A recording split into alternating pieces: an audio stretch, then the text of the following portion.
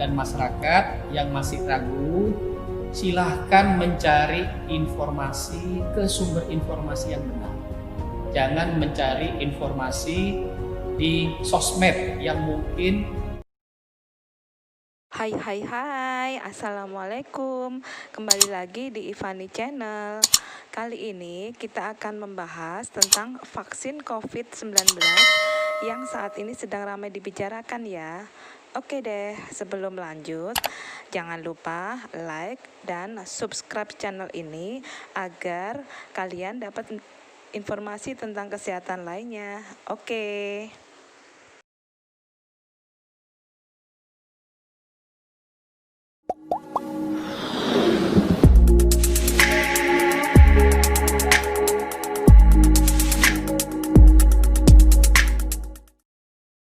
Vaksin sebenarnya bukanlah solusi ajaib, tapi hanya salah satu cara untuk membangun kekebalan individu dan perlindungan pada masyarakat. Harus diketahui bahwa tidak ada vaksin yang sempurna memberi perlindungan. Sebagian kecil penerima vaksin masih memungkinkan untuk tertular COVID-19. Hanya saja diharapkan dampaknya tidak akan terlalu parah. Berikut adalah himbauan dari Ketua ID Indonesia, Dr. Daeng M. Fakih. Silakan simak video berikut ini ya.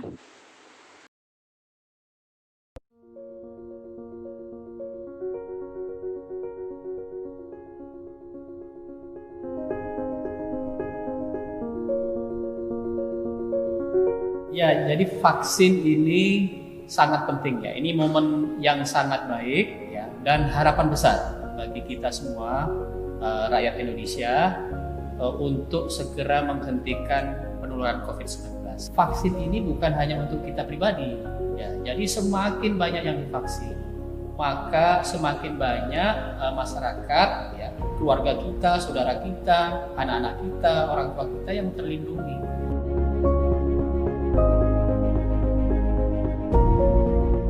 Semua vaksin yang akan disuntikkan ke masyarakat, ya, ke rakyat, ke orang per orang, itu harus terjamin keamanan dan efektivitasnya.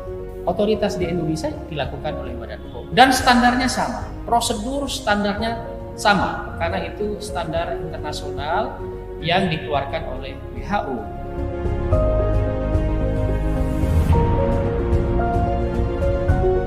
Memang sebenarnya kita sangat berharap vaksinasi yang pertama itu diprioritaskan pada kelompok rentan. Kelompok rentan ini banyak. Salah satunya kelompok rentan dan mungkin sangat rentan adalah tenaga kesehatan. Kenapa sangat rentan? Sekarang tenaga kesehatan yang tertular banyak sekali dan yang gugur itu sudah lebih dari 500 orang. Sehingga diprioritaskan mendapatkan vaksin pertama kali supaya kekebalan di tubuh tenaga kesehatan terbentuk. Dengan seperti itu maka dia tidak gampang tertular. Ini sangat penting untuk mengurangi kematian pada petugas kesehatan.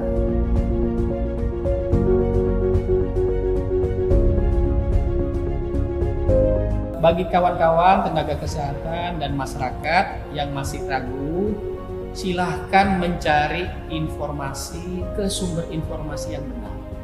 Jangan mencari informasi di sosmed yang mungkin sumbernya tidak valid. Carilah ke sumber yang benar.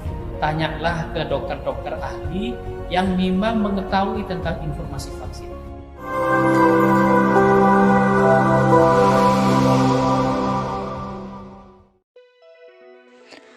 Sebuah pandemi tidak akan langsung selesai dengan vaksin. Contohnya yaitu cacar air. Walau sudah ada vaksin, baru selesai dalam 200 tahun.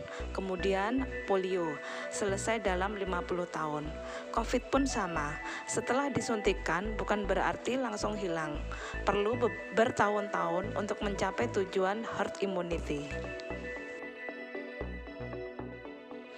Penyuntikan vaksin terhadap seluruh masyarakat Indonesia dilakukan secara bertahap. Yang pertama, harus menunggu dari Emergency Use Authorization dari Badan POM. Kemudian 3 juta dosis yang pertama masuk ke Indonesia akan diprioritaskan untuk tenaga kesehatan di seluruh Indonesia.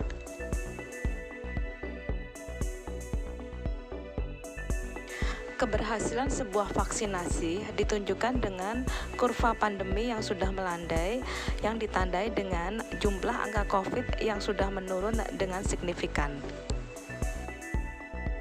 Sedangkan yang terjadi di Indonesia saat ini adalah kurva masih terus naik dan belum terlihat tanda-tanda adanya penurunan. Hal ini dapat dikhawatirkan menjadi tidak efektif dan butuh waktu yang lebih lama untuk menciptakan herd immunity.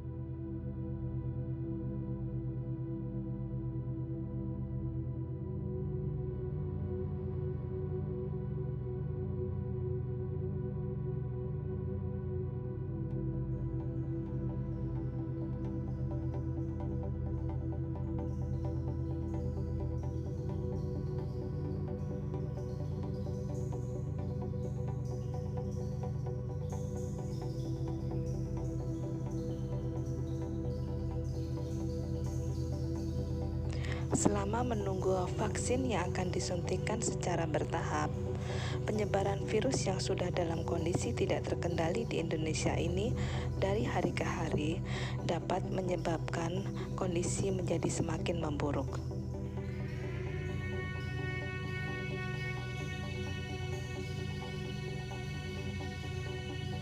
Akibat terburuk dari pandemi yang tidak terkendali, selain menimbulkan banyaknya kematian, bukan tidak mungkin dapat memunculkan strain baru yang merugikan.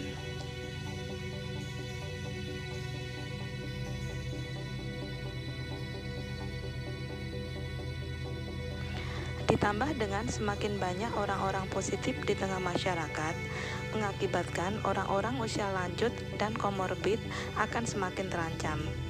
Dengan tingkat hunian rumah sakit yang penuh, belum tentu mereka bisa terselamatkan.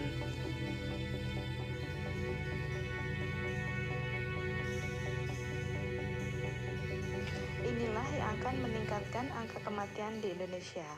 Kita tidak boleh egois, merasa diri baik-baik saja jika terinfeksi. Meski kita merasa sehat, tapi bisa jadi kitalah yang menyebabkan kematian saudara, keluarga, atau sahabat kita karena kelalaian dalam menerapkan protokol kesehatan.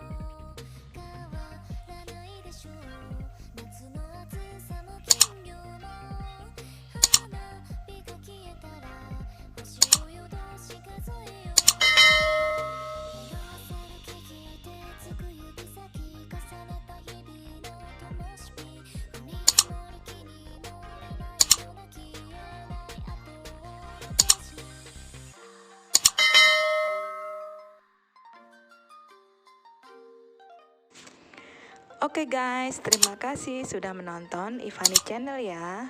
Jangan lupa like dan subscribe agar kalian tidak ketinggalan info kami selanjutnya. Sampai jumpa.